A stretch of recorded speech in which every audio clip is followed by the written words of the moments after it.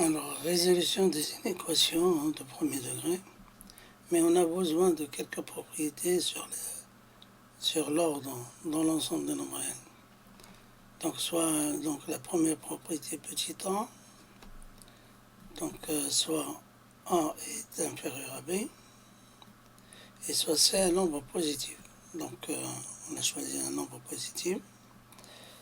Et si on multiplie les deux membres de l'égalité, donc on prend un c pour strictement positif. Donc si on multiplie, on ne change pas de signe, donc il n'y a pas de problème.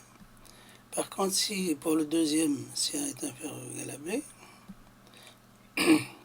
et c est un nombre strictement négatif, alors là, il faut faire attention, il faut changer le signe. Un exemple, par exemple, 2 inférieur à 3, 2 inférieur à 5. Et si on prend c égale 3, on va 2 fois 3 égale 6. Il sera plus petit que 5 fois 3 égale 15. Donc on n'a rien changé. Maintenant, si on prend 2 inférieur à 5, c égale moins 4. Donc 8 fois moins 4. Donc là, on va changer de signe. Donc ici, on a changé de signe. Il devient supérieur, alors qu'au départ, c'était inférieur. Donc c'est pour ça qu'il faut faire attention. Alors, par contre, une autre propriété 2, c est inférieur ou égal à b. Alors, quel que soit le nombre c, là, ça ne change rien du tout. A plus c, vous ajoutez, vous soustrait, donc dans le nombre relatif, on ajoute un nombre relatif, ou un nombre relatif, donc on a a plus c inférieur ou égal à b plus c. Donc, il n'y a pas de problème. Alors, ça va nous aider pour les inéquations.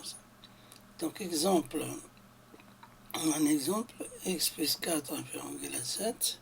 Et si on ajoute c égale moins 4, aux deux membres de l'inégalité, on aura x plus 4 moins 4 inférieur ou égal à 7 moins 4. D'où x sera inférieur ou égal à 3. Donc c'est comme les équations de premier degré.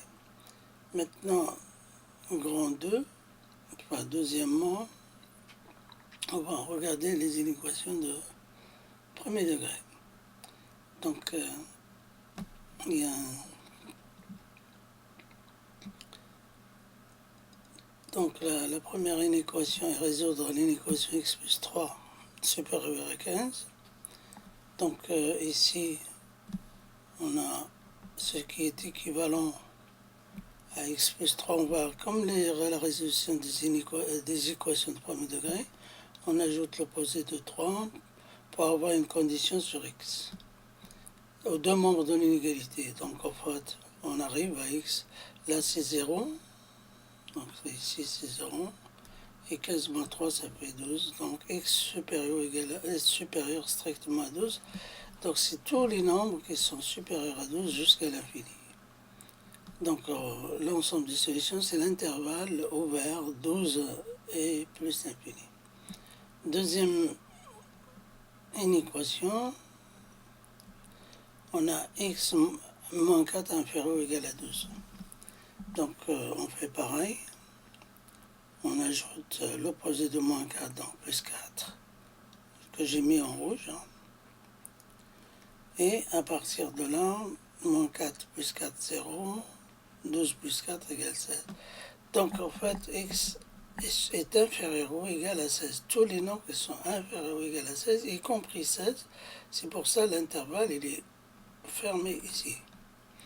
Donc voilà. Donc maintenant on va regarder une autre inéquation. Donc 4x moins 5 plus 5, 4x moins 5 inférieur ou égal à 7. Donc dans ce cas-là, on a b inférieur.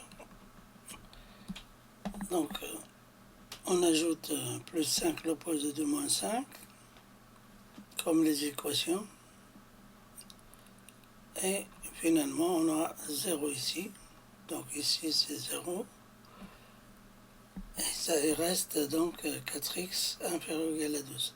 Après, on divise par 4 et on simplifie les deux membres de l'égalité par un nom positif, donc le signe ne change pas.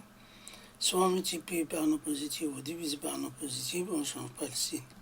D'où on obtient x est inférieur ou égal à 3. Donc c'est tous les nombres qui sont plus petits à 3. Donc c'est là, tous les nombres qui sont plus petits que 3. Donc l'ensemble des solutions, ce serait l'intervalle ouvert moins l'infini jusqu'à plus l'un, de moins l'infini jusqu'à 3. Et 3 à fermer parce qu'on a une inégalité qui est large. Donc voilà, il faut savoir représenter par un intervalle aussi l'ensemble des solutions à chaque fois qu'on a une équation à résoudre. Et la résolution, c'est la même chose que pour les équations de premier degré. Donc on isole pour avoir une condition sur x. Donc ici, on va passer maintenant à un autre exercice. Donc ici, 3 demi de x moins 7 plus 7, enfin, on résout 3 demi de x moins 7 inférieur à 7 quart x plus 3. Donc on ajoute l'opposé de moins 7 d'abord. Donc, et après ça fait 0 aux deux membres de l'égalité. Là ça fait 0, donc il reste 3 demi de x est inférieur à 7 quarts de x plus 3 cinquièmes plus 35 cinquièmes. À savoir qu'on a, après, bon, 3 demi de x inférieur à 7 quarts de x plus 38e de x, de 5e. Et on va ajouter l'opposé de ça, de 7 quarts x. Comme ça, on aura une condition seulement, un terme en x ici. Donc, en fait, moins 7 carré de x. Et là, donc ces deux-là, ils vont s'en aller. Et il reste, en fait, tout calcul fait. Donc, 6x, je vais réduire au même dénominateur. 6 quarts de x moins 7 quarts de x inférieur à 38 sur 5. Non, ça ne concerne pas ici, c'est plutôt ici. Ça, c'est pour les premiers. Mais ça... Donc, on arrive ici. Et finalement, ce qui implique... Donc ce qui implique, on a... Si on continue, moins un quart, parce que 6 quarts, moins 7 quarts, on trouve... Donc ça implique... Moins un quart de x est inférieur à 38 cinquièmes. Après, on va d'abord multiplier par 4 les deux membres de l'égalité. Donc par 4, les deux membres. Après, donc 4, on simplifie. Et là, on multiplie 4 fois 38e, ça fait 152 sur 5. Après, on va multiplier par l'opposé parce que ce qu'on veut, c'est une condition sur x et non pas sur moins x. Donc, on va multiplier par moins 1, parce que moins c'est plus. Moins 1 fois moins 1, c'est plus. Donc, ici, si on multiplie, et là, on va changer le signe. Finalement, on obtient tous les nombres réels x supérieurs strictement à moins 152 sur 8. Donc vous tracez un axe.